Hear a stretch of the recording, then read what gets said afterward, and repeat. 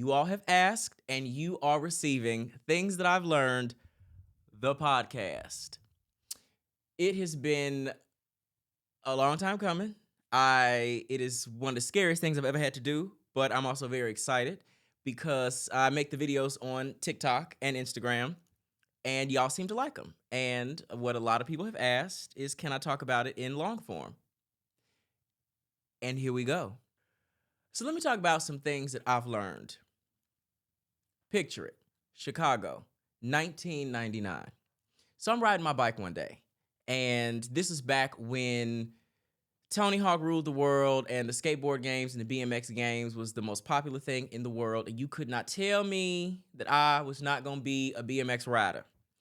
And I'm riding my bike and I'm trying to do some handlebar trick, and the handlebar flips all the way around. I go head first over the handlebars into the concrete. Instantly, I had a knot the size of an egg on my head. One of my neighbors happened to be coming across the street at that exact moment. I'm screaming for him, go get my mama. He runs around the corner, he goes and he gets my mama. He comes back 30 seconds later by himself.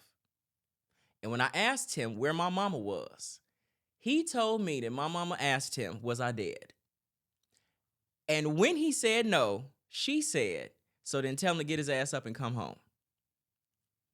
I learned in 1999 at 8 years old, one of the most important messages, or one of the most important things in my life, and that was simply that no matter what, no matter how hard you fall, if you ain't dead, you got to get your ass up and you got to keep going. Now, I know we can argue, we could say that my mama was harsh. I thought it for a long time. I still think maybe it was a little bit harsh, but it worked and helped to get me to where I am today. And that actually takes me into my very next point. I made a video saying, forgive your parents because they don't know what they're doing. This is the comment. A lot of people were confused and a lot of people were very, very triggered by this because I think that people misunderstood what it means to forgive somebody. Most people, I think that forgiveness means that you are saying that what somebody did is okay and we have to be friends again, and that is not what that means. Forgiveness is only acceptance. So in the example that I just gave you, I had to work to forgive my mother. The very first step of that was accepting that what happened in 1999 happened in 1999. Once I got to that point and accepted that that's what it was, I was then able to go, okay, my mother responded the only way she knew how. She didn't have a mother that was affectionate. My grandmother never hugged and kissed them, never told them she loved them. So my mother, in turn, did not have that to give to me. So her response was actually as authentic as it possibly could have been for her, given the tools that she had. Once I got there, I was able to realize that wasn't about me. She didn't leave me on the street because she didn't love me. In fact, she loved me so much, she gave me what she thought was the highest expression of love by not running to my aid and telling me, get up and come home because you capable. So it took 20 years just about for me to get to the place of being able to forgive my mother because she did not know. And that's what I told y'all. Forgive your parents. They don't know. It's a lot of things we do that we don't even know we doing. And if somebody pointed it out to you, you would think that they were crazy. You would want to fight with them. You would want to argue with them. But trust me, y'all, forgiveness is about acceptance. And nobody's saying that you have to accept something and forgive them and still be friends with them. You can accept that somebody did something, forgive them for it, and never talk to them again. That's okay too. That's your prerogative. Okay, so y'all can't see it, but this is Sydney she's one of our producers. She's about to read some of the comments from the audience. Okay, so this one has to do with your latest video where you said emotions are not facts, Lord along Jesus. that topic. And so someone commented and said opinions are not facts as well. So when someone tells me something about myself, how am I sure if it's just them projecting? So you were saying Mm, emotions are mm, not facts. You mm, know, maybe this person isn't trying to hurt you. They're telling you something, and you just like about yourself, and you mm, feel triggered because you know it's true, type thing. mm, But they're saying it from the other perspective. Like, what you're saying could just be an opinion. So how do I know that you're That's not just that. projecting? That is a very, very valid point. Whoever asked that, when it come up here, I'm a will know. That's a very, very valid point. So the thing about it is, and I actually have another video that I'll show where I verbatim what I say is, if one person tell you you got doo-doo on your shoe, you don't have to listen. If two people tell you you got doo-doo on your shoe, you might want to take a look. If three people tell you you have doo-doo on your shoe, you have doo-doo on your shoe.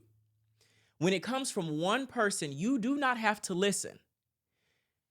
If another person later on down the line, no connection to the first one that gave you their opinion, tells you the same thing, you might want to listen up. If another person numero tres for my Spanish speaking folks, tells you the same thing, gives you the same opinion that the other two people gave you, there might be something there, y'all. There really might be. When it's just coming from one person, you don't have to listen. It's an opinion. Unless you really believe that people get together. I'll give you a perfect example. I love you, sis, but I'm going to just say this. My sister is a perfect example of this. For many, many years, people would tell her that she had attitude. She never, ever, ever, ever, ever wanted to believe it. And I said to her one day, I was like, do you think that we all got together and had a meeting and said, we going to tell this girl this lie just to mess with her, and we going to see what she do. We going to see how she react. That's not what happened. So to answer that person's question, it is an opinion when it is coming from one person, and that is not a fact. When you get the same opinion from multiple people, you need to take a look at something.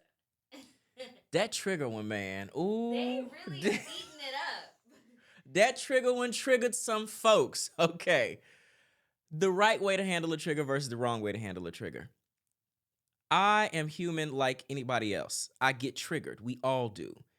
In a moment where you get triggered, like I said earlier in this most recent video, emotions are indicators. They are not facts. A trigger is an indicator to you that there is more healing work left for you to do. When somebody says something or does something that triggers you, that is an indication to you that you need to go in and maybe figure some things out, because what that person just did is not actually the cause of your emotion.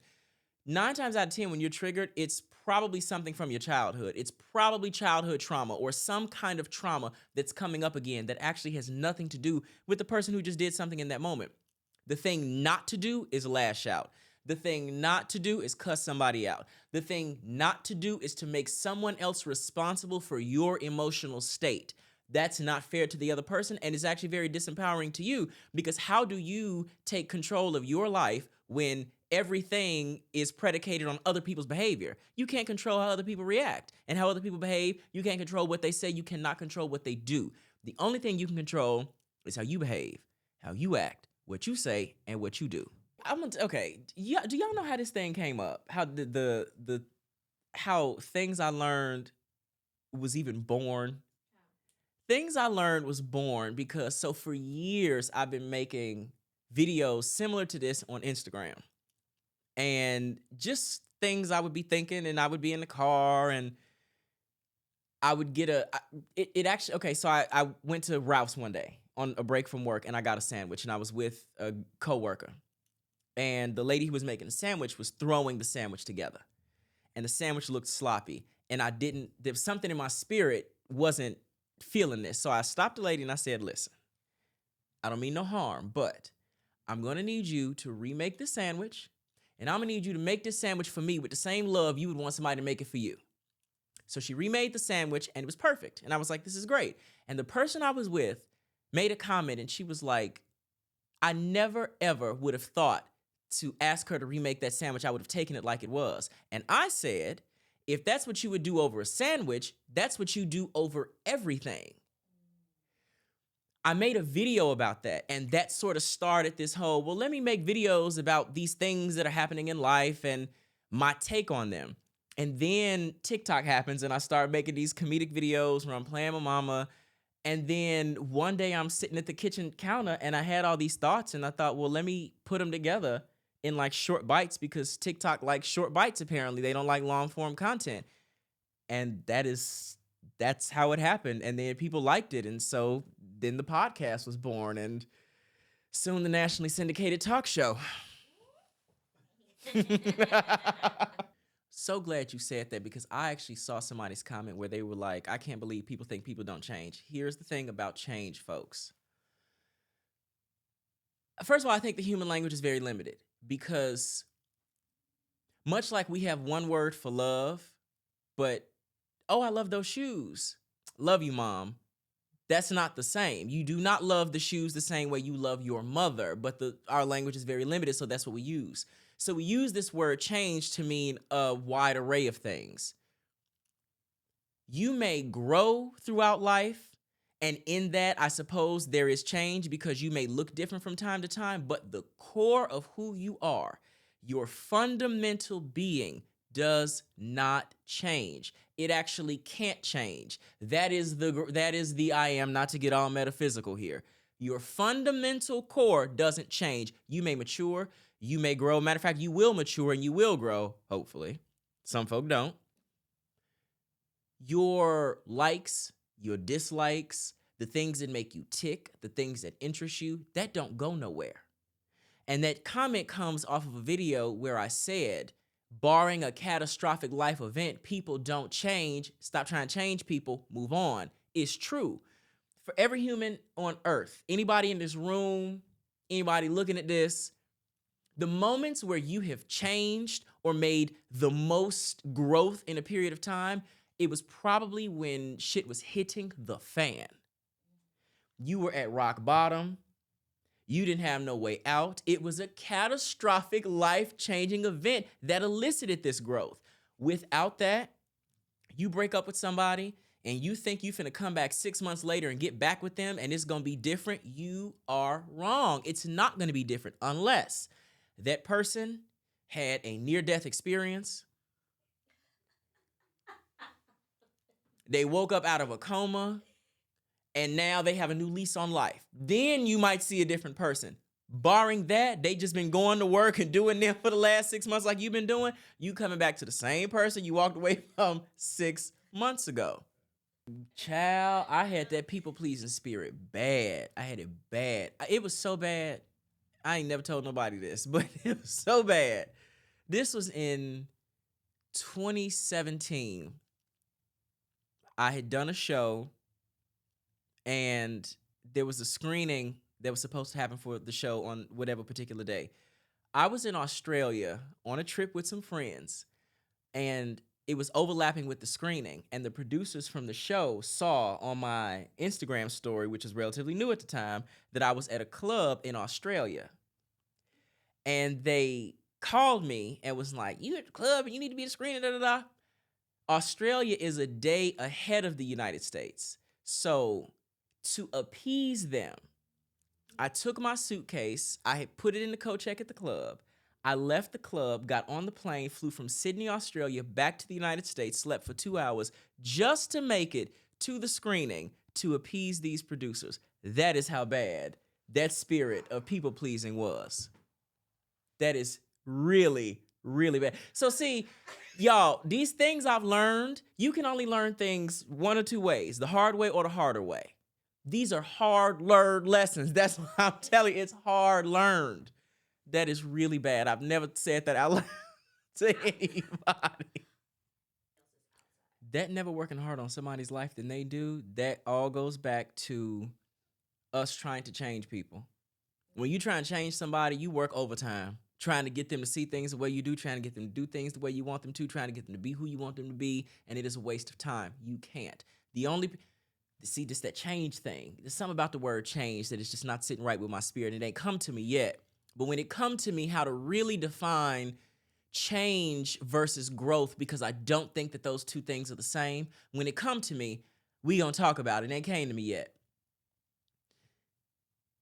We all know people who we see and we're like, they have so much potential in them, but they don't work hard enough.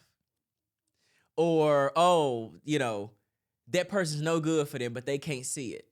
until that person sees it, there is nothing is going to shift until that person sees it. The only thing you can do is say it one time.